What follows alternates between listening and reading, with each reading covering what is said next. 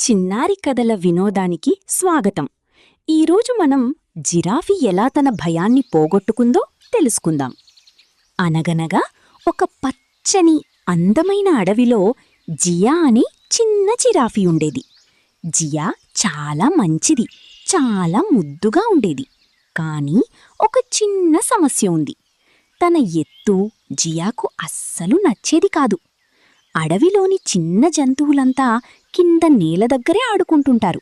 కాని జియా మాత్రం ఎత్తులో ఉండి వాళ్లతో ఆడలేక బాధపడేది. జియా ఎప్పుడూ అనుకుంటూ ఉండేది, నేను చాలా ఎత్తుగా ఉన్నాను, అందరూ నన్ను చూసి నవ్వుతారు అని. ఒకరోజు అడవిలో పెద్ద గాలి తుఫాను వచ్చింది. చెట్లు ఊగిపోయాయి. పక్షుల గూళ్ళు ఎత్తులో ఊగిపోతూ పడిపోవడానికి సిద్ధమయ్యాయి. చిన్న పక్షులు భయంతో ఏడుస్తున్నాయి. అడవిలోని జంతువులెవ్వరూ ఆ ఎత్తుకు చేరలేకపోయారు.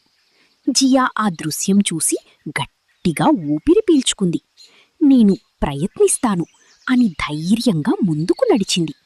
తన పొడవైన మెడను నెమ్మదిగా జాగ్రత్తగా పైకి చాపి ఒక్కో గూడు సురక్షితమైన చెట్టుకు మార్చింది. చిన్న పక్షులు ఆనందించాయి.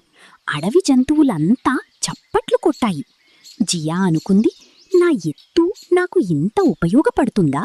అడవి రాజు చిరునవ్వుతో అన్నాడు, ప్రతి ఒక్కరి ప్రత్యేకత ఒకరోజు ఎవరికో ఉపయోగపడుతుంది. జియా సంతోషంగా నవ్వింది. ఈ కథ మనకు చెప్తుంది ఏమిటంటే, మన ప్రత్యేకతే మన బలం. ఇలాంటి చక్కని కథల కోసం చిన్నారి కథల వినోదంని సబ్స్క్రైబ్ చేసుకోండి.